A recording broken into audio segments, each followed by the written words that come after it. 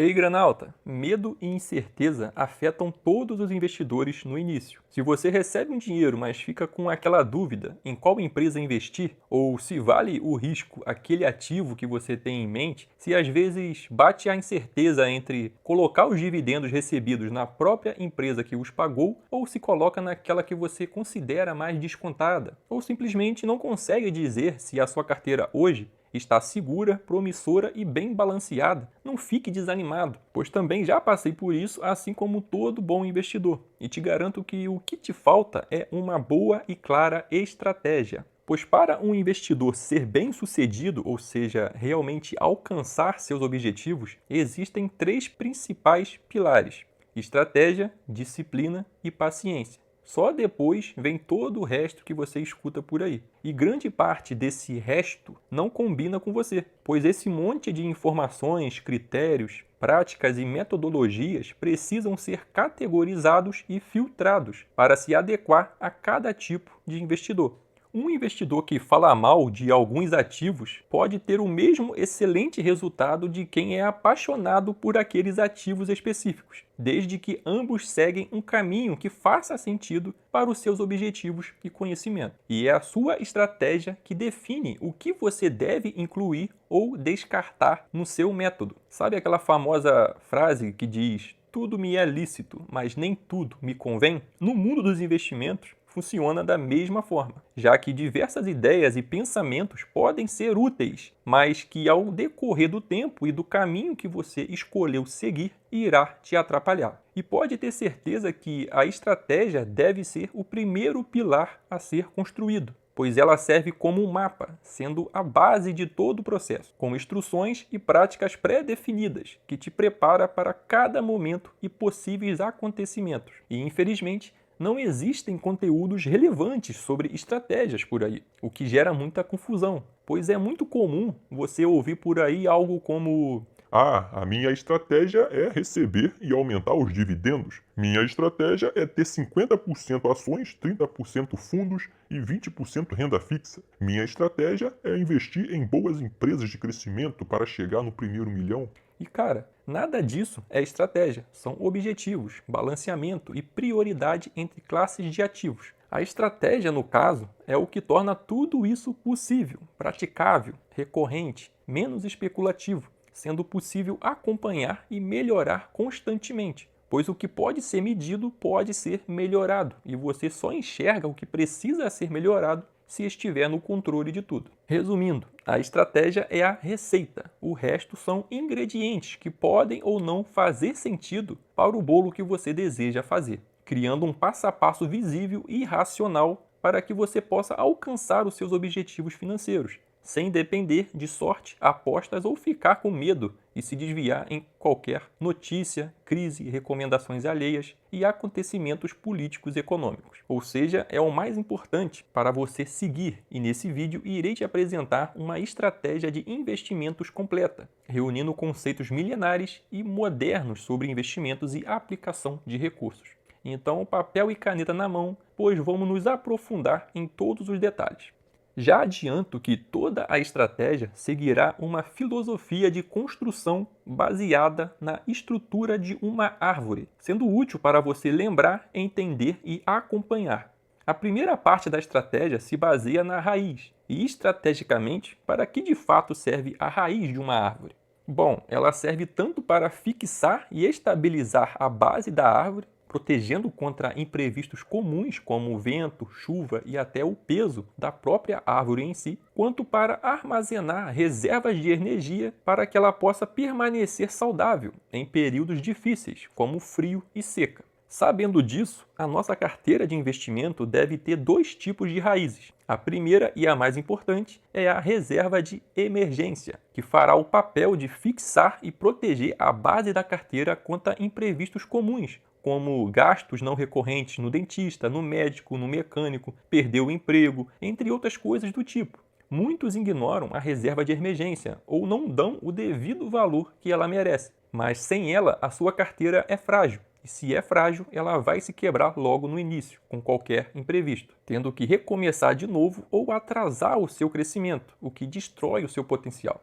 Isso porque o tempo aplicado é um dos principais fatores que influenciam no seu lucro. Quanto mais cedo e de qualidade for o seu investimento, maiores serão os seus resultados. Inclusive, quem investe pouco agora tem mais vantagem em relação a quem investe muito lá na frente, devido ao efeito do tempo em cima do seu investimento. E se você ficar toda vez reiniciando a carteira por conta dos imprevistos, ela nunca sairá do primeiro patamar, que é o mais chato e menos lucrativo, já que até a semente da estratégia germinar e você ver os reais resultados, vai demorar um tempo. E com isso você estará perdendo tempo e recursos à toa, pois você vai lá, investe uma quantia, aí antes da árvore desenvolver, vem um imprevisto e você vai lá e pá, dá uma machadada nela, tirando os recursos dela. E antes da árvore se recuperar da machadada, surge outro imprevisto e você vai lá e vapo, corta a árvore pela raiz. E fica nesse ciclo sem futuro. Bota uma quantia e depois tira a parte ou tira a quantia toda. Aí depois sai falando, investimento é só para rico. E meu amigo, se não tiver estratégia, disciplina e paciência, nem para rico é válido. A questão não é a riqueza atual, é o seu controle do processo. Então você deve evitar ao máximo que esse reinício de carteira ou qualquer atraso afete o potencial dos seus investimentos. E uma outra coisa que você precisa saber é que a reserva de emergência não é milagrosa. Pode ter imprevistos tão severos que ela não suporte. Assim como uma árvore saudável cai com uma tsunami, um terremoto ou um furacão, a sua carteira pode ser afetada por um imprevisto de grande porte, que ultrapassa a reserva de emergência. E se isso acontecer, não se sinta um fracassado e nem pense em desistir por conta disso, pois não será fácil para todo mundo. Para algumas pessoas será mais difícil do que para outras, pois mesmo que a árvore seja a mesma, dependendo do solo, do clima e da região que ela estiver, além dela ser mais sensível no início, ela demora mais para crescer e gerar frutos.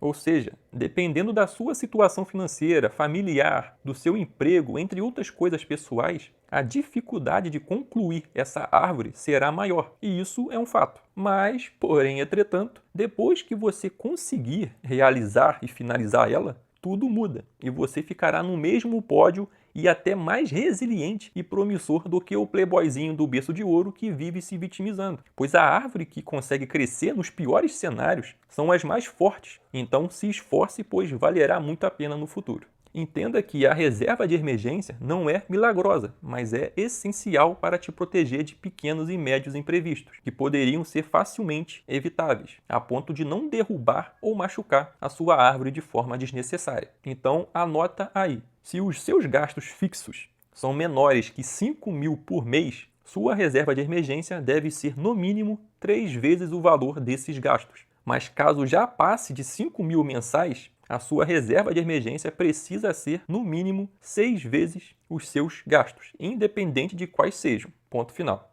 Partindo agora para a segunda parte da raiz, surge uma ideia praticada por poucos, e mesmo assim a grande maioria desses poucos aplicam errado, que é a reserva de oportunidade. Enquanto a reserva de emergência foca em estabilizar e proteger a base da árvore, a reserva de oportunidade servirá para armazenar energia extra para manter a árvore ativa em períodos adversos. Ou seja, é um caixa destinado para períodos específicos de quedas pontuais dos ativos, sendo usado em momentos de grande oportunidade. Só que, enquanto esse momento oportuno não chega, ele permanece aguardando.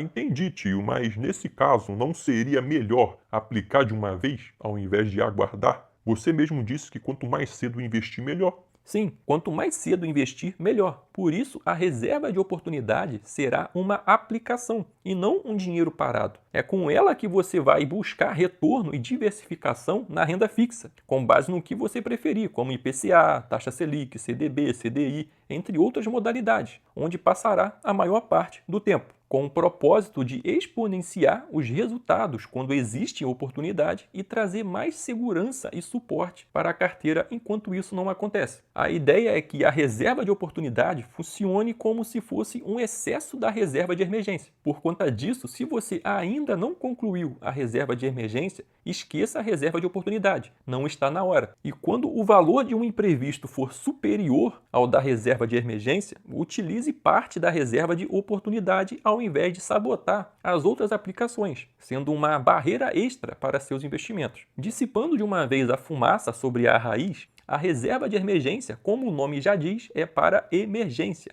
Então o foco dela não é o retorno. Para de procurar o melhor CDI, o melhor cofrinho ou a melhor plataforma para retorno. Ao optar por esse caminho, você irá elevar a burocracia e os riscos, que mesmo sendo quase que imperceptíveis, atrapalham a sua carteira em alguns períodos. Então, quando se trata de reserva de emergência, priorize segurança e liquidez. Anota bem isso aí. Ou seja, uma instituição sólida, sem burocracia e que seja possível ter o dinheiro na mão ou pronto para ser usado rapidamente, quase que instantâneo. Ah, tio, mas não é para tanto. As emergências não precisam de dinheiro tão rápido. Eu posso pagar fiado, usar cartão de crédito ou, em casos mais urgentes, pegar um empréstimo. Sim, na grande maioria das vezes não precisa de tanta velocidade, mas em alguns casos sim, e por mais raro que seja, também é possível ter dificuldade em pegar fiado, usar cartão e assumir empréstimo. E a reserva de emergência não pode estar exposta a esses riscos básicos, mesmo que sejam tão pequenos. Então não deixe de colocar isso em prática, isso é disciplina. Faz parte da nossa tríade: estratégia, disciplina e paciência. Agora, sobre a reserva de oportunidade, você pode se aventurar na renda fixa, procurando o que mais te agrada, o que mais rende, o que mais faz sentido para aquele momento, entre outras aplicações. Isso porque, apesar dele ter uma utilidade rara e também urgente no requisito de janela de tempo para ser usada, não é tão urgente como a reserva de emergência. É melhor você perder uma oportunidade do que perder a segurança de toda a sua carteira. Entretanto, recomendo que deixe no mínimo 20% da reserva de oportunidade em aplicações de rápida retirada, de 1 ou 2 dias úteis no máximo, pois quando um momento de oportunidade acontecer, existem alguns conceitos que você precisa seguir. Primeiro conceito: nunca invista 100% da reserva de oportunidade na mesma semana. Segundo conceito: nunca aplique mais de 20% dela de uma só vez, no mesmo dia. Terceiro conceito: sempre aplique uma parte dela quando encontrar uma oportunidade. Não espere que caia ainda mais para iniciar a compra. Por isso é preciso ter uma reserva dela acessível no curto prazo. Quarto conceito: permaneça acompanhando de perto e analisando o ativo nos dias seguintes após a sua primeira compra, para ver se é válido continuar comprando ou se os riscos estão aumentando, sendo inviável continuar se arriscando nele. Sabendo de tudo isso, é bem simples. Deixe no mínimo 20% da reserva de oportunidade acessível rapidamente e diversifique os outros 80%,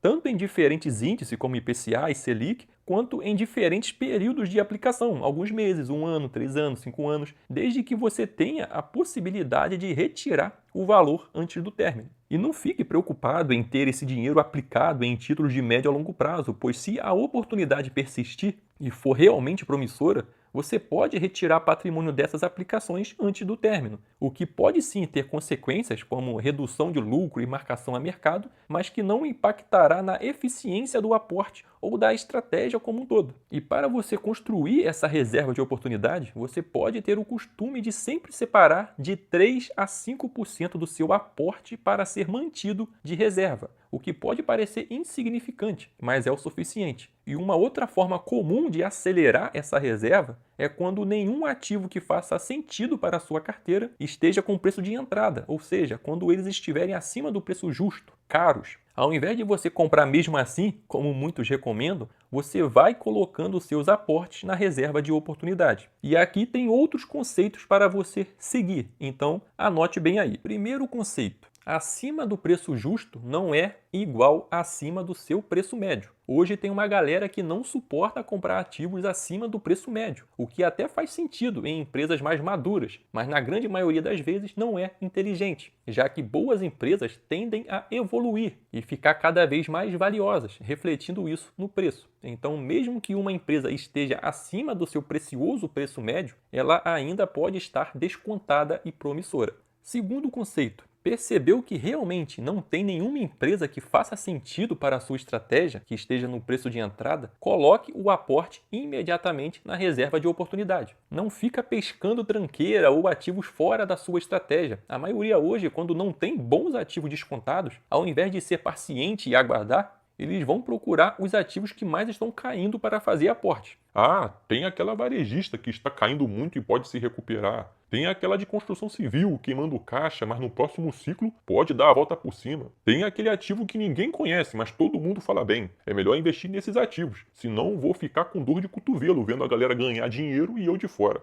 Pronto. Por falta de disciplina e paciência, você fugiu da sua estratégia, aumentou os riscos, bagunçou a carteira e perdeu todo o foco. E isso será mais comum do que parece, já que o seu emocional sempre vai tentar te sabotar, com esperanças de ganhos rápidos fora da sua bolha. E se você cair nessa, perderá muito mais do que apenas dinheiro. Tenha disciplina e permaneça dentro dos limites e critérios da estratégia, mesmo que perca algumas outras oportunidades. Terceiro conceito, sendo um complemento do conceito anterior, nunca seja influenciado por outras estratégias e ativos que não fazem sentido para a sua. Hoje é possível ter sucesso praticando fielmente qualquer boa estratégia, mas nenhum investidor alcançou seus objetivos juntando mais de uma delas. Como já citado, a estratégia é um mapa que traça uma rota específica para os seus objetivos, te preparando e utilizando as ferramentas certas para todo tipo de risco, armadilhas e dificuldades que você terá ao longo daquela jornada que foi traçada. Se tentar seguir duas estratégias, a eficiência é reduzida. As ferramentas e critérios, que muitas das vezes são opostos, se misturam e você, além de não ter um trajeto claro,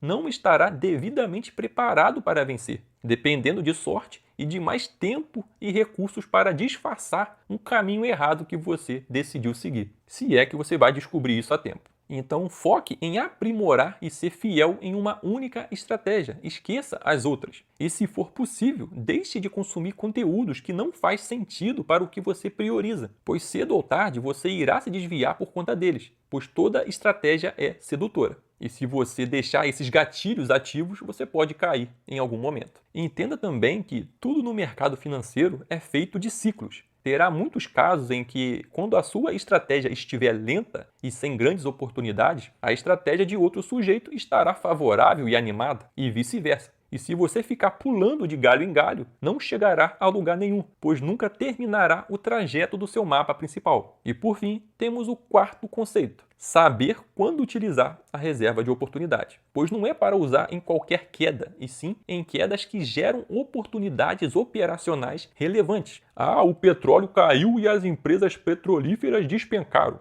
Isso não é oportunidade, é apenas o mercado acompanhando o ciclo. E você aproveita ciclos com aportes normais. Ah, estamos no meio de uma crise forte, juros altos e o mercado inteiro está caindo. Hora de usar a reserva. Não. Na crise, seja mundial ou setorial, entre muitos outros cenários, a queda das ações geralmente são justas em relação aos riscos que se aumentaram. E se uma ação cai na mesma proporção que os riscos sobem, isso não é oportunidade operacional e também se aproveita com aportes normais. Eu poderia ficar citando diversas situações como essa, mas a ideia que você tem que pegar é que a reserva de oportunidade é para usar em períodos raros, onde um ativo cai ao mesmo tempo que o potencial dele sobe ou se mantém inabalado. O que nem sempre acontece, é raro e mesmo acontecendo é difícil perceber. Então precisa de um tempo, uma experiência para você utilizar a reserva da forma certa. Fora isso, ela não é para ser usada, deixa ela na renda fixa. Pois ao tirar um valor da renda fixa, que tem o objetivo de proteger a carteira para colocar em um ativo variável em queda, você está trocando segurança por um lucro de alto risco. E isso deixa a árvore temporariamente sensível. A oportunidade precisa valer a pena para que o risco temporário tenha alta probabilidade de se tornar um maior potencial de lucro futuro. Não deve ser uma aposta, um tiro no escuro. Deve ser algo racional, inteligente. Partindo agora para uma outra parte da nossa estratégia, nós temos o tronco da árvore. E assim como a raiz, o tronco também tem funções importantes, como, por exemplo, transportar os nutrientes para a copa, que é a parte de cima da árvore. além de proteger esse fluxo de nutrientes com uma casca grossa e resiliente. Pois o grande objetivo do tronco é manter os nutrientes constantes e seguros, sem interrupções. E o melhor tipo de ativo para compor o tronco da árvore na estratégia é um dos mais controversos, que inclusive eu mesmo não vejo com bons olhos em outras estratégias, que são os fundos imobiliários. Apesar de serem recomendados por muitos como promessa de enriquecimento e aposentadoria garantida, se você tem pouco dinheiro e seus aportes são pequenos, você nunca vai ficar rico investindo só em fundos. É triste, mas é verdade. Você pode até deixar o seu filho ou neto rico, o que já seria uma causa nobre, mas você não irá aproveitar todo o potencial que deveria. E se você já tem muito dinheiro ou capacidade para realizar aportes relevantes, tem condição de contratar um gestor ou uma pessoa para aplicar o seu patrimônio, ou terá tempo suficiente disponível para estudar e investir por conta própria, tendo um potencial de retorno muito maior. Então, como ativo principal, os fundos perdem nos dois lados da moeda. Eles são mais aconselhados isoladamente quando você já construiu um elevado patrimônio ou já está bem perto disso e quer ser mais reservado, só desfrutando da renda passiva que o seu patrimônio gera, sem grandes complexidade e pressão por resultados, o que não é o caso da maioria. E mesmo assim, os ETFs são melhores e mais seguros para esse objetivo. Com isso, investir só em fundos ou colocar eles como o principal pilar da carteira, eu não vejo com bons olhos. Entretanto, é o melhor tipo de ativo para compor o tronco da árvore, devido seguir exatamente a função que ele precisa. Ou seja, basear uma carteira só em fundos não vale a pena, fede a naufrágio. Mas utilizar eles como uma ferramenta que será usada para melhorar e proteger o fluxo de renda passiva da sua carteira é excelente e até mesmo essencial para quem deseja acelerar a evolução do patrimônio, principalmente pelo fato dos fundos pagarem dividendos mensais e grande parte deles serem mais acessíveis devido à progressão dos fundos de base 10, porque isso acaba colaborando com o trio de alavancas dos juros compostos: tempo, velocidade e progressão.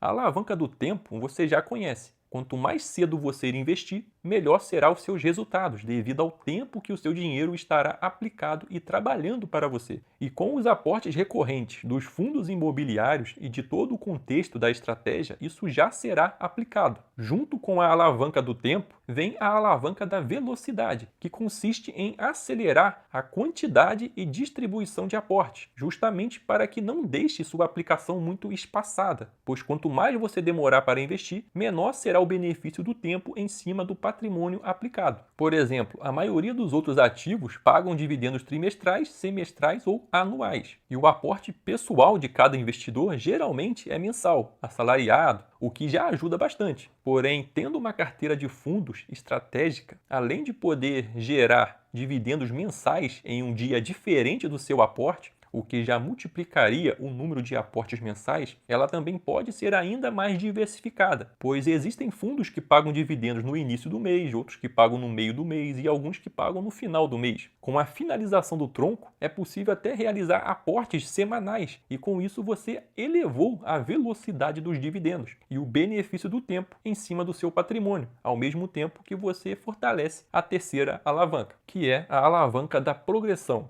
Se você tem um ativo, você recebe X dividendos. Se você tem dois ativos, você recebe 2x de dividendos. Ou seja, quanto mais ativos você comprar, maiores serão os seus dividendos. E com isso, mais poderosos ficarão os seus aportes espaçados e maiores serão os benefícios do seu patrimônio aplicado ao longo do tempo. Então, fazer a progressão do seu número de ativos é essencial para ter cada vez mais resultados. E se você já tem uma boa alavanca de tempo e de velocidade, fica cada vez mais rápido essa progressão. E como alguns fundos, entre outros ativos, custam menos de R$10, esse trio de alavanca acontece ainda mais rápido. Pois no passado, cada fundo custava R$80 a R$200 e a maioria dos outros ativos na faixa de R$40, o que ainda existe no mercado e não é um problema. Mas isso atrasava a evolução dos seus dividendos e, consequentemente, do seu patrimônio, pois os investidores iniciantes, na média, ganham menos de R$50 por mês de dividendos, principalmente levando em conta os dividendos espaçados e divididos por semana. Então, para eles comprar um novo ativo só com os dividendos e concluir a alavanca de progressão automática, levaria de 3 a 5 meses. E se não tivesse fundos na carteira, poderia levar anos. E com isso atrasaria a alavanca do tempo, já que os dividendos demoraria mais para ser aplicados, e se demoram a ser aplicados, prejudica a alavanca da velocidade, e se ela for prejudicada, a alavanca de progressão também ficará menos eficiente. Pegou todo o raciocínio? Como uma boa carteira de fundos, compondo o tronco da árvore, isso muda drasticamente, tanto pela velocidade de aporte quanto pela acessibilidade de preços, sendo possível comprar um novo ativo com 9, 8, 7 reais a unidade, concluindo essa progressão em todos os meses e em questão de tempo em todas as semanas. E com isso, o ciclo benéfico dos juros compostos acontece de forma mais rápida e constante. E fazer isso investindo corretamente é ainda mais vantajoso para o futuro da sua carteira. Mas cuidado para não ficar tão obcecado nos ativos acessíveis, pois o preço em si não quer dizer muita coisa. Um ativo que custa R$10 não necessariamente é mais descontado e promissor do que um que custa 200. Ele só é mais acessível. E mesmo que essa acessibilidade seja importante, não deve ser o principal foco da estratégia e dos seus aportes. E é claro que esse ciclo de tempo, velocidade e progressão que acabei de explicar irá acontecer em qualquer estratégia de longo prazo. Pois é assim que os juros compostos, que é a principal vantagem dos investimentos, funcionam. Mas utilizando os fundos imobiliários como uma ferramenta, nessa estratégia você terá uma evolução mais rápida, que no início será quase que imperceptível e muito chato, onde muitos desistem, mas ao longo do tempo essa paciente e disciplinada decisão terá um retorno inimaginável. Isso porque funciona no mesmo conceito de uma bola de neve, que está descendo do alto de uma colina, onde no início é apenas um floco de neve, pequeno, lento e praticamente insignificante. Mas conforme ele vai descendo, vai ficando maior, pois mais neve vai se juntando. E também mais rápido, pois quanto mais neve se junta, mais pesada e dinâmica fica essa bola. E quanto mais pesada e dinâmica, maior o potencial dela, sendo cada vez mais significante. Ou seja, as 3 alavancas que acabamos de abordar está sendo praticada. Só que sem estratégia, disciplina e paciência, você nunca verá essa bola de neve em alta velocidade, pois não dará o tempo e nem terá o conhecimento necessário para que isso aconteça. Reflita um pouco sobre tudo isso, pois pode mudar a sua vida financeira. Agora que já sabemos sobre a importância dos fundos e do ciclo dos juros compostos, que será os nutrientes do nosso tronco, precisamos deixar o tronco resistente, ou seja, mais sólido, seguro, para que possamos proteger o fluxo de nutrientes e deixá-lo mais recorrente e previsível. E para isso temos 2 conceitos que precisamos seguir. Então anote aí. Primeiro conceito: prioridade em fundos de tijolo, de preferência que seja apenas fundos de tijolo. Ah, mas os fundos de tijolo são os que menos pagam dividendos. Ah, os fundos de papel estão bombando. Ah, o que está na moda mesmo são os fiagros. Ah, tem muito fundo de desenvolvimento com potencial de crescimento. Cara, o tronco precisa ser resistente, previsível e manter um fluxo constante de nutrientes. O foco dele não é o retorno de curto prazo e nem o crescimento agressivo. Por conta disso, os fundos de tijolo faz mais sentido, pois são expostos em ativos físicos, como terras e imóveis. E como diz o tiozão e o vovô veterano, terras e imóveis são os melhores investimentos. E se você parar para pensar, são excelentes, já que não param de valorizar e evoluir ao longo dos anos, trazendo uma maior solidez. Sem contar que a forma mais segura e previsível de se investir em imóveis para receber aluguel é através dos fundos imobiliários, e com isso se tornam ainda mais essenciais para compor o tronco, tanto pelos princípios básicos de eficiência para a nossa árvore, quanto pela relevância em uma boa distribuição em setores, que seria mais arriscado de outra forma. E o segundo conceito que precisa ser seguido no tronco é a maior diversificação. É necessário ter um número maior de ativos no tronco do que nas outras partes da árvore, pois isso acaba colaborando com a segurança que o tronco precisa. Ah, mas ouvi dizer que se colocar muitos ativos irá pulverizar a carteira, reduzindo o potencial. Sim, existe esse princípio, mas a pulverização vem da falta de controle e não necessariamente, apesar de interferir, do número de ativos. Ou seja, uma carteira com poucos ativos, mas sem estratégia e bom acompanhamento, é mais pulverizada do que uma carteira com muitos ativos, bem gerida e com uma boa estratégia.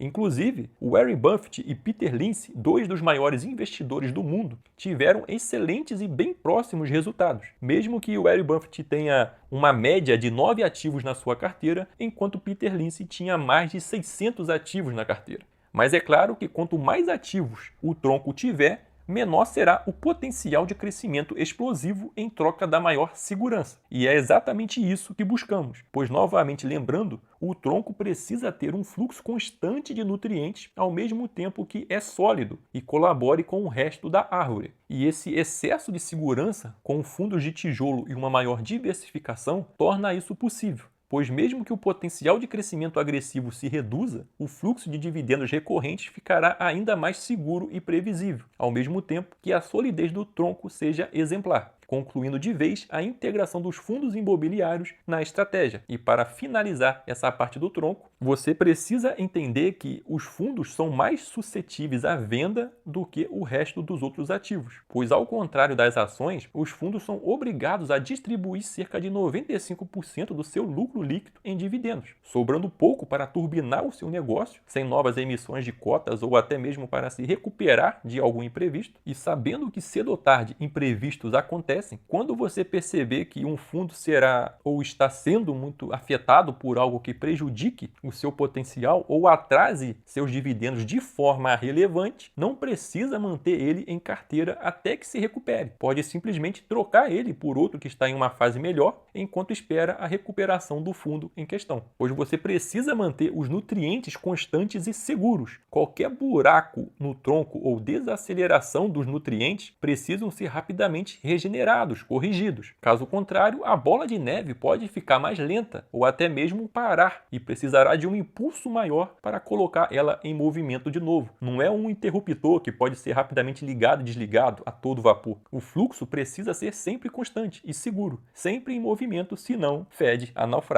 E nesse ponto, pela última vez, reitero que o foco do tronco não é a valorização e barganha de curto prazo. Não é para você vender e comprar com o objetivo de lucro na valorização, e sim para manter a estratégia saudável e os conceitos ativos. Para de vender só porque valorizou ou comprar só porque parece que vai subir. Mantenha o tronco inabalável, mesmo que limite o seu ganho com a negociação deles no mercado.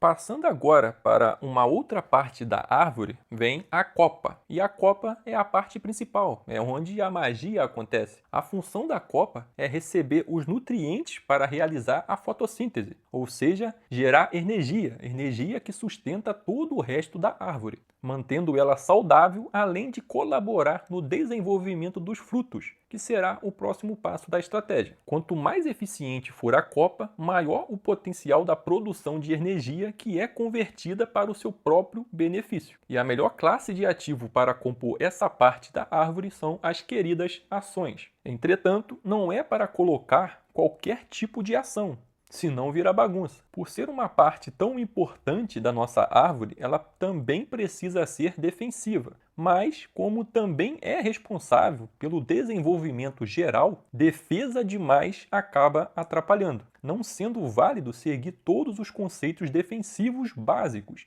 que inclusive já foram aplicados nas outras partes da árvore pensando justamente nisso. E nesse caso, a segurança que você deve buscar na copa é a segurança relacionada ao operacional individual das empresas que você irá colocar na copa. Ou seja, o foco é nas ações escolhidas e não na estrutura básica de risco. Como assim, tio? Fiquei confuso. Por exemplo, a ampla diversificação é um conceito básico para reduzir riscos, que inclusive já está inclusa no tronco da árvore, onde faz mais sentido. Já na copa, você não deve aplicar isso para reduzir riscos. Caso contrário, o seu foco de segurança não está nas ações, e sim na estrutura de risco básico. Resumindo, você deve escolher uma ação que por si só já seja segura e promissora, de uma forma que você se sentiria seguro investindo apenas nela se fosse preciso, sem ter que recorrer a outros fatores externos para reduzir riscos. É como se ela já fosse uma árvore completa. Inclusive, ter essa lógica da árvore até te ajuda a avaliar os ativos daqui para frente. Ou seja, mesmo que a sua copa seja com poucos ativos, a estratégia continua válida, pois cada ação escolhida deve ser autossuficiente isoladamente. E para determinar se uma ação seja boa o suficiente para entrar na sua copa, você precisa realmente conhecer a empresa e o setor em que ela atua,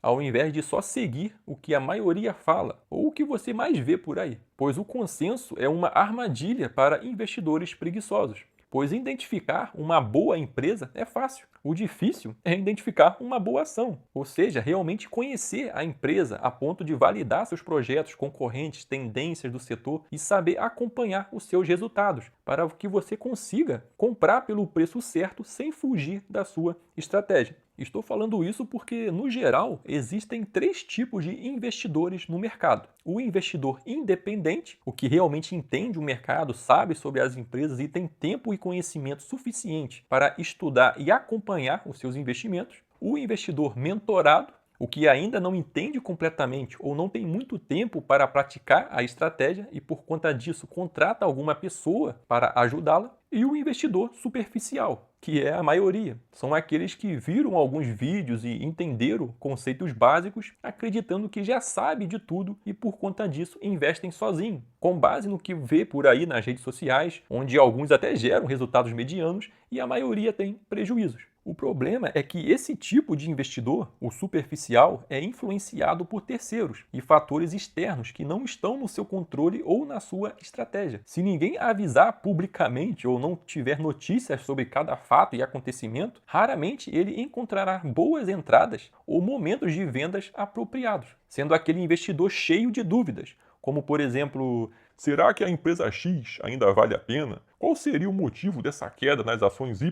Qual empresa devo comprar dentro do setor de energia hoje? Essa fusão aí entre a empresa A e a empresa B é boa para os acionistas? E por aí vai, são muitas dúvidas. Dúvidas de quem utiliza uma boa estratégia saberia responder facilmente. E quem não tem estratégia ficará fuçando publicações e vídeos para reunir fatos e encontrar respostas. Além de perguntar a diferentes pessoas que sabem um pouco mais que elas sobre investimentos para validar uma direção, o que não faz sentido nenhum, pois muitas das vezes ela verá conteúdos de perfis ou estratégias diferentes, bagunçando as decisões da sua carteira e aumentando ainda mais as suas dúvidas, já que cada resposta mostra um caminho e uma opinião diferente e você não saberá o que fazer. Sem contar que existem um padrão de conteúdos gratuitos sobre esse tema, pois o que você mais vai ver por aí são postagens de empresas que deram certo em um ciclo ou explicações do porquê deram errado. Porque é isso que dá engajamento e é permitido postar. E nesse caso, as empresas que deram certo em um ciclo já subiu e você comprará caro se levar como base apenas o post. E as empresas que deram errado já é evidente pelas quedas das ações e pelos resultados, sendo irrelevante depois que já aconteceu. Não existem boas publicações gratuitas e recorrentes sobre as empresas que vão dar certo ou as empresas que vão dar errado, pois normalmente isso é considerado recomendação e boas recomendações são pagas. E grande parte das gratuitas são manipulações que iludem os investidores superficiais a fazerem movimentos que beneficiam os investidores mentorados ou até mesmo os próprios mentores.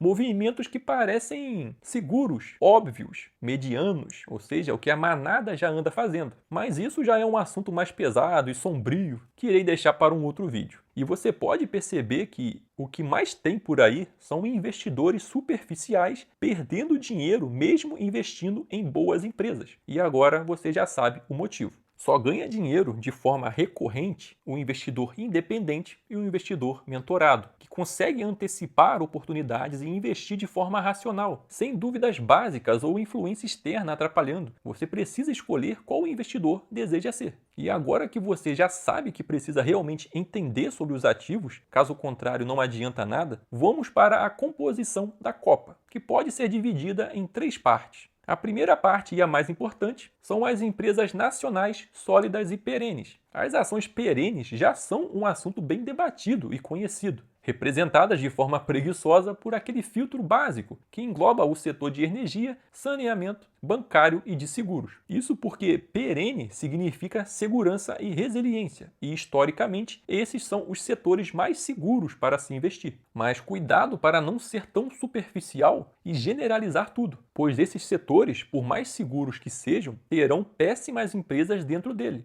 ou boas empresas acima do preço justo. E mesmo os setores considerados ruins terão excelentes e perenes empresas atuando lá. Então não se limite apenas no setor, já que na prática nós nem investimos diretamente no setor, e sim nas empresas. Com isso, tenha em mente que o setor sempre permanece, mas as empresas quebram e são ultrapassadas por outras empresas. Por isso, o seu foco para validar um investimento deve ser específico no potencial futuro da ação que irá colocar na carteira, e não em coisas superficiais e genéricas, como a popularidade do ativo, indicadores fundamentalistas, o setor de atuação ou com base em um resultado passado que a empresa teve. E para selecionar empresas perenes para a Copa da Árvore, evite colocar empresas com dívidas insustentáveis, com margens baixas ou muito mais dependente de fatores externos do que do seu próprio potencial. É a única exigência para seguir. Indo para a segunda parte da Copa, vem as estoques, que nada mais é do que ações internacionais. Internacionais mesmo, nada de BDR ou ativo nacional que replica as empresas estrangeiras, nada disso. E deve seguir o mesmo conceito das ações perenes, porém com duas pequenas mudanças. Primeiro, que o pagamento de dividendos não necessariamente será o foco. Mesmo que a estoque não pague dividendos ou pague muito pouco, ela pode fazer parte da Copa. A segurança, diversificação mundial e a exposição em outras moedas já é o suficiente bastante para essa parte da Copa. E segundo, dê prioridade às estoques de empresas que possuem um alto valor agregado, ou seja, que consiga vender recorrentemente os seus produtos e serviços por valores mais elevados que a média dos seus concorrentes, sem que precise gastar muito para isso, seja pelo poder de marca ou qualquer benefício específico que torne isso possível. É importante seguir isso com as estoques. Por fim, temos a parte da Copa, que são as ações cíclicas, principalmente as empresas ligadas a commodities, insumos ou qualquer produto que dependa mais de fatores externos para apresentar lucro, sendo um pouco contraditório em relação às empresas perenes, mas por um bom motivo, pois os ativos cíclicos oscilam independentemente do momento que vive o mercado em geral, gerando janelas de oportunidades para aportes favoráveis, quando a bolsa está animada e as empresas perenes estão muito acima do preço justo. Fora que de todos os ativos da Copa, é o único que pode ser usado para fazer swing, ou seja, comprar em baixa e vender na alta, seja para elevar o lucro ou corrigir posições na carteira sem ter que fazer vendas desnecessárias, mantendo tudo mais organizado. E com isso, mesmo sendo um tipo de ação mais arriscada, por ter esses benefícios, acaba favorecendo a estrutura da carteira. Entretanto, é importante seguir alguns conceitos para validar toda essa estrutura da Copa. Primeiro conceito: o patrimônio alocado nas ações cíclicas nunca pode passar o valor total investido nos fundos imobiliários e nem no valor total investido nas ações perenes mais estoques, já que uma alta exposição aos ativos cíclicos deixa a carteira irracional, tanto para acompanhar os resultados quanto para manter a segurança, virando mais sorte do que estratégia. Segundo conceito, evite empresas cíclicas pequenas ou sem presença exemplar dentro do setor que ela atua. Para fazer sentido, elas precisam ser sólidas o suficiente para aguentar os ciclos difíceis. Então, dê preferência às líderes e às maiores empresas da commodity que você deseja se posicionar. E, de preferência, compre no ciclo de baixa. Nada de comprar caro. E o terceiro e último conceito: diversifique as commodities. Ou seja, evite colocar empresas da mesma commodity repetidamente. De preferência, inclua diferentes categorias de empresas cíclicas, como a commodity de ferro, petróleo, celulose e por aí vai.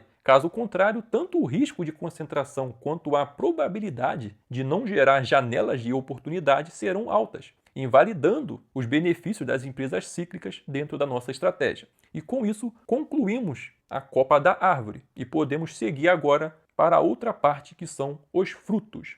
E o fruto da árvore é composto pelos ativos mais agressivos e arriscados, de preferência que sejam small caps, que são empresas pequenas no início da sua evolução ou, no máximo, empresas que estejam no meio do caminho para ser uma grande empresa no futuro. E aqui temos 3 pontos de atenção que também são conceitos da estratégia. Primeiro conceito: apesar dessa parte da árvore tolerar maiores riscos, não é para chutar o balde e colocar a empresa maluca, pois uma árvore em que todos os frutos são podres ou que nunca amadurecem não vai para frente. Pode até fazer uma sombra aqui e ali, mas é questão de tempo para perder toda a sua magia e murchar. Tenha em mente que a escolha dos frutos também são importantes. Então, mesmo que sejam mais arriscados, você precisa enxergar algum potencial futuro neles, independente do momento que ele se encontra hoje. Pois a ideia é que esse fruto possa se desenvolver de forma saudável a ponto de não depender mais dos nutrientes da árvore e conseguir seguir uma carreira solo, para que lá na frente ele possa fazer parte da própria árvore que o gerou ou até mesmo ser o início de uma nova árvore completa, separada da original. Então não saia chutando para todo lado. Dê uma boa estudada e selecione ativos que, mesmo hoje sendo muito arriscados, tenham chances, mesmo que pequenas, de serem muito relevantes um dia. Segundo conceito: evite colocar grandes empresas em processo de recuperação como fruto. O fruto precisa ser uma criança, um adolescente que tende a errar algumas vezes até que realmente aprenda a jogar o jogo e se encontrar no mercado para só então começar a evoluir. E não um idoso maduro que, mesmo com uma bagagem de experiência extra, em algum momento se tornou obsoleto por não ter se atualizado e precisa agora recuperar o fôlego. O potencial de crescimento entre um e outro é totalmente diferente. Então, sempre que o caso for de uma empresa que já foi grande e relevante no passado, considere como parte da copa. E por ser parte da copa, a segurança deve ser mais alta, ou seja, a chance de recuperação precisa ser evidente. Não necessariamente para o mercado, mas evidente para você. Sabendo disso, é bem diferente dos frutos, pois no caso dos frutos, mesmo que a probabilidade de fracasso seja superior à de sucesso, se existir aquela fagulha de possibilidade racional que te passe confiança no ativo, ele pode entrar na carteira, sem problema.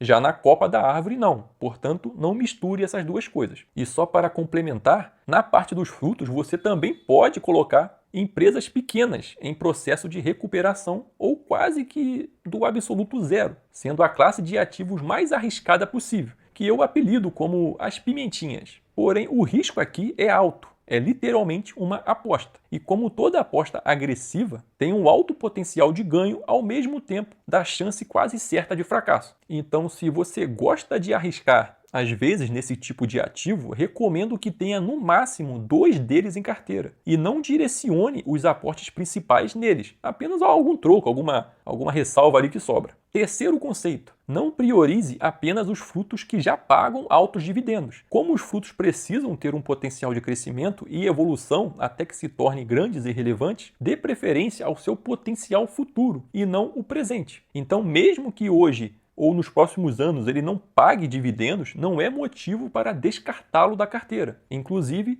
small caps que não pagam dividendos crescem até mais rápido. Tente priorizar o que a empresa pode se tornar caso o negócio dela dê certo, e não o que ela representa hoje. Com isso tudo em mente, concluímos a estrutura básica da árvore. Agora, pelo resto do vídeo, iremos nos aprofundar em fatores auxiliares, além da alocação de recursos e balanceamento. E já vamos começar com os famosos ETFs, de preferência os estrangeiros, que funcionam como se fosse o beija-flor preferido da nossa árvore. E com isso, tem a função de pegar parte do nosso néctar e espalhar por aí, pelo mundo afora. Ou seja, é uma alta diversificação, tanto em ativos e setores, quanto em moedas e continentes diferentes. E aqui surgem algumas dúvidas rotineiras, como: Eu posso iniciar a carteira já com os ETFs inclusos? pode? Eu prefiro fortalecer a minha posição aqui no Brasil primeiro, deixar para investir em ETFs depois dos 200, 300 mil investido. Eu posso? Pode?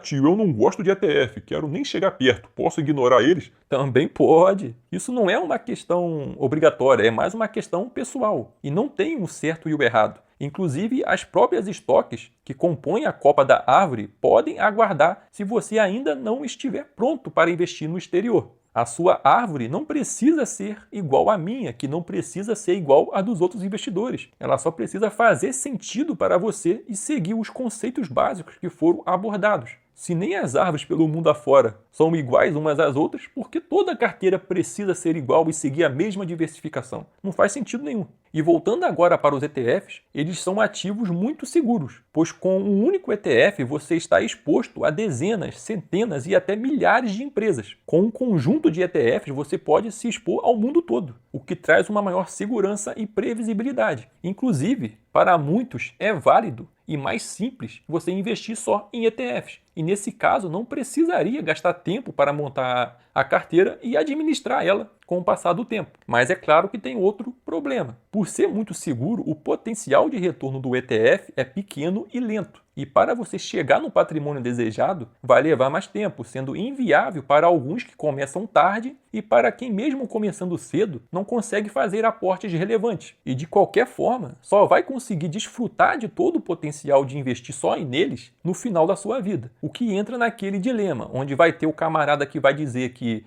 é melhor conquistar no final da vida do que se arriscar no início, errar e não conseguir nada, e o outro que vai dizer que é melhor se arriscar um pouco mais e buscar o patrimônio enquanto é mais novo, pois depois de velho não terá mais energia para aproveitar a vida e os custos vão ser só de remédio, exames e outros problemas. Bom, eu prefiro ficar no meio termo dessa história. Inclusive, essa estratégia é para perfil moderado, no meio termo, e é um pouco mais próxima da ideia de um ETF do que de uma carteira agressiva e sem sentido, o que mantém a segurança muito alta. Mas ao contrário de investir só em ETFs, você vai precisar destinar parte do seu tempo para estudar e acompanhar a carteira ou contratar alguém de confiança para adotar a estratégia por você, te auxiliando em todo o processo. Então, para você ter a vantagem de alcançar os seus resultados mais cedo, você vai precisar destinar um tempo ou parte do seu recurso. E dissipando de vez a fumaça sobre os ETFs, é válido ter em carteira? Sim. Posso construir a árvore sem ele? Sim. É mais uma questão de segurança extra do que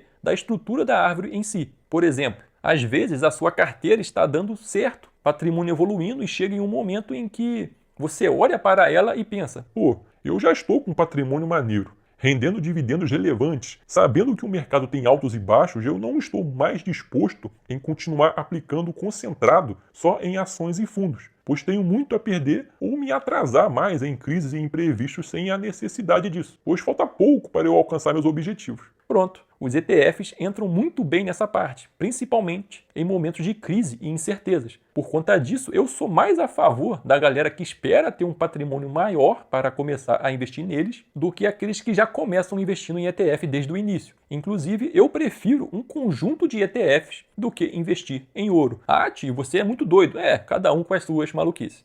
Agora vamos falar sobre o balanceamento. E para a decepção de muitos, tirando todos os conceitos já passados até aqui, não existe uma regra padrão para o balanceamento. Evite ficar estabelecendo e corrigindo o balanceamento teórico. Ah, a minha árvore é 40% copa, 30% tronco, 10% fruto e 20% raiz. Ah, a minha composição de ativos perenes é manter a porcentagem igual entre bancários, seguros e energia. Cara, evita fazer isso, pois senão você vai ficar corrigindo e podando a árvore toda hora de forma desnecessária, atrasando o crescimento dela e acabando com o seu retorno. A árvore ela cresce torta, inclina mais para um lado do que para o outro. Os galhos possuem formas e pesos diferentes e está tudo bem. Entenda que a sua árvore precisa ser racional e não artesanal. Na bolsa tudo oscila. Se você ficar corrigindo sempre a sua árvore, ela vai ficar frágil. A árvore retinha e geométrica é fraca e muitas das vezes aquela envergadura que você corrigiu seria uma grande vantagem competitiva para ela no futuro. Então deixa ela com mais liberdade para crescer e oscilar. Quando a estratégia é bem aplicada, as podas são raras. Você só vai corrigir se olhar para ela e perceber que realmente vai dar ruim, de acordo com a sua confiança na estratégia e não porque fugiu da sua teoria ideal de balanceamento. Por exemplo, um dia você vai olhar para ela e vai pensar: bom, a minha árvore está toda torta, mas ainda tem uma estrutura sólida para crescer. Percebi que eu estou muito exposto naquele ativo ali, mas eu confio bastante nele, então não tem problema. Percebi também que ainda não estou muito exposto nesse setor aqui, que eu considero promissor, mas no próximo ciclo eu posso equilibrar com os próximos aportes sem a necessidade de venda. E nesse caso, você para de fogo, deixa ela evoluir, deixa ela crescer torta. E uma outra coisa, dividendos e crescimento também oscilam. Tem muita gente que basta uma ação parar de pagar dividendos ou reduzir por um tempo, que ela já troca a ação por outra. Isso é desespero e foco no curto prazo. Toda empresa de dividendos terá um ciclo de crescimento para se atualizar ou terá que reduzir dividendos para lidar com algum imprevisto. E toda boa empresa de crescimento, em algum dia, será uma pagadora de dividendos,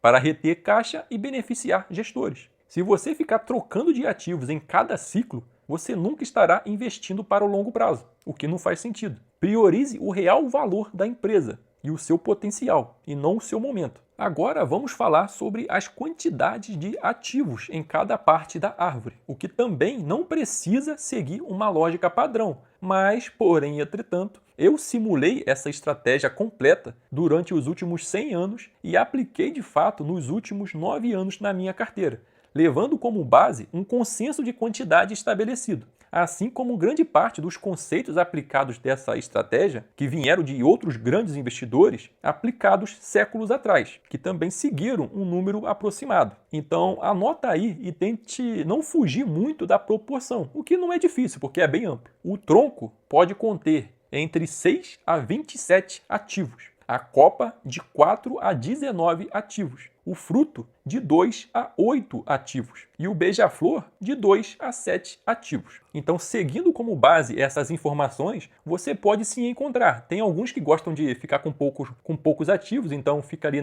no piso, outros gostam de ficar intermediário, outros gostam de ficar com mais ativos, então você se encontra ali no meio dessa progressão, no meio dessa estrutura de quantidade de ativos. Agora, sobre a distribuição dos seus aportes e dividendos, é mais importante seguir um parâmetro próximo do que foi estabelecido. Então, anote aí. Os dividendos do tronco, você aplica aproximadamente 40% no tronco, 40% na copa e 20% nos frutos. Os dividendos da copa, você aplica aproximadamente 10% na mesma empresa que os pagou e 90% nos frutos. Os dividendos dos frutos, você aplica 100% entre eles mesmos. Em relação aos seus aportes, você pode distribuir livremente entre fundos, ações e ETFs, sem porcentagem fixa, investindo onde você deseja. E lembre-se, os dividendos nunca param. Quando o mercado está caro, você pode segurar os seus aportes e elevar a sua reserva de oportunidade. Mas os dividendos se mantêm constantes, independente do preço do mercado. E, novamente, cuidado para não ser muito artesanal. Vai ter caso em que, 10% dos dividendos não vai ser o suficiente para comprar uma nova ação da Copa. Ou com os dividendos do fundo, não vai dar para comprar 3 ativos diferentes. E nesses casos, você improvisa de uma forma que você acha válida. Só evite deixar dinheiro parado. Evite seguir exatamente aquele negócio exatamente. Você tem ali um parâmetro, eu te dei ali uma noção. Você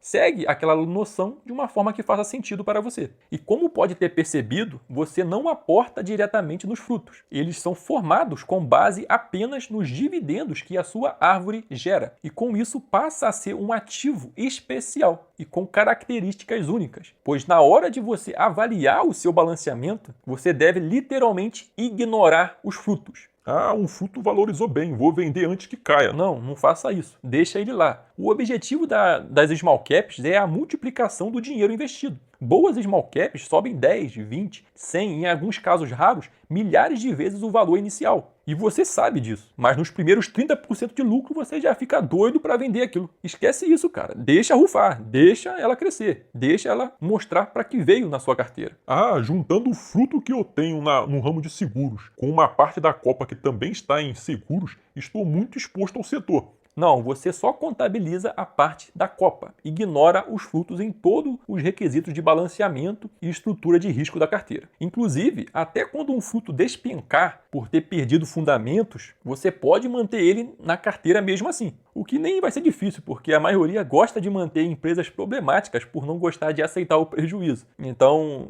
os frutos caindo não vai ser um incômodo muito grande para a maioria. Só vai existir 2 motivos para você vender um fruto. Primeiro, quando ele deixar de ser um fruto, ou seja, evoluir, conseguir se tornar uma empresa sólida e relevante, ou seja, evoluir a empresa e não a ação. E nesse caso, você pode sim vender para comprar algo pessoal, como um celular, uma viagem, um carro, uma casa, quem sabe, ou até mesmo repassar o valor para o resto da carteira, para o resto da sua árvore, como se fosse um aporte, ou quem sabe integrar aquele fruto como parte da copa. Então ele deixa de ser fruto e passa a ser um integrante da sua copa. E o segundo motivo para se vender um fruto é quando o seu limite de fruto chegar no máximo e você desejar incluir outro. E é nesse caso que você pode vender aqueles frutos problemáticos. Por exemplo, vamos dizer que você tenha 8 frutos e 3 deles você já nem acredita mais. Aí surge um que você acha mais promissor. Então você pode vender aqueles 3 problemáticos e colocar o valor nesse novo fruto. Dessa forma, você mantém o potencial de crescimento da carteira alto e não atrasa muito a formação inicial da nova small cap que você irá incluir como fruto. E mesmo que você fique triste com a venda no prejuízo, saiba que é comum alguns frutos apodrecerem.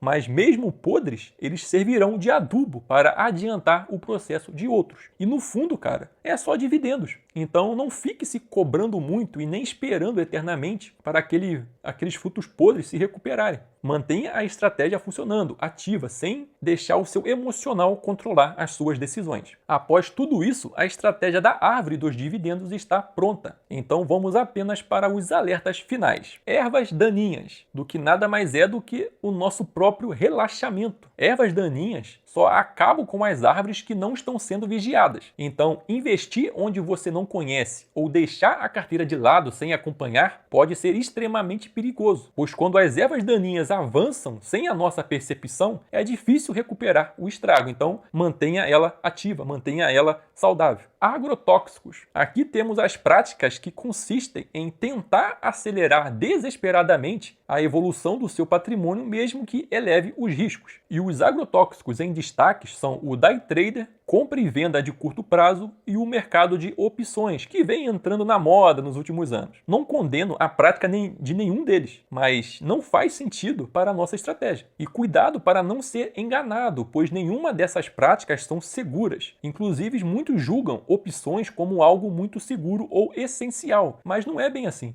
Primeiro que se fosse tão seguro, não era liberado nas corretoras apenas para perfis agressivos, mas sim para conservadores. Entenda que uma opção, ou ela vai a favor da sua operação, seja de forma direta ou indireta, funcionando para aumentar o potencial de retorno, ou ela vai contra, sendo um suporte de hedge para te proteger. Ou seja, ou ela vai aumentar o risco por te deixar mais exposto, ou ela vai reduzir o seu potencial de lucro por uma maior segurança, camuflada de vantagens extras, como dividendos sintéticos e diversos outros conceitos teóricos. Com isso, opções não é essencial, e toda prática recorrente de agrotóxicos pode matar a árvore no médio a longo prazo. Então, por sua conta em risco. Nesse vídeo, tentei deixar a estratégia a mais clara e praticável possível, de uma forma que dê para entender todas as etapas e situações que podem ocorrer, mas sempre fica algumas dúvidas extras de fora. Então, qualquer dúvida que tiver sobre a estratégia, você pode comentar nesse vídeo que eu irei te responder, pode ter certeza. E caso você deseje que eu te auxilie pessoalmente em todas as etapas dessa estratégia, basta clicar no primeiro link da descrição para entrar em contato diretamente comigo. E foco na disciplina, pois te vejo no próximo vídeo.